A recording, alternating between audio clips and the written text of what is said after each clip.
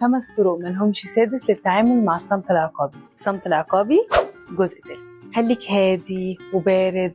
الشخص اللي بيمارس عليك الصمت العقابي هدفه انه يحطك في ستيت معينة من القلق والتوتر والابتزاز العاطفي عشان يقدر يسيطر عليك ويخليك تعمل 1000 حساب لزعله. وقت في الفخ ده هتكون دي طريقة تعبيره عن زعله العمر كله. نفس، استرخي، اوعى تثير غضبه، اتحكم في نفسك. استخدم الاي ستيتمنت، تقول انا حاسس بكذا، انا مش عاجبني الطريقه دي. طريقه الهجوم والانتقاد ورمي التهم، لان دي طريقه بتقفل اي حوار. التجاهل التام، وتعيش حياتك تعمل كل النشاطات وتشغل وقتك.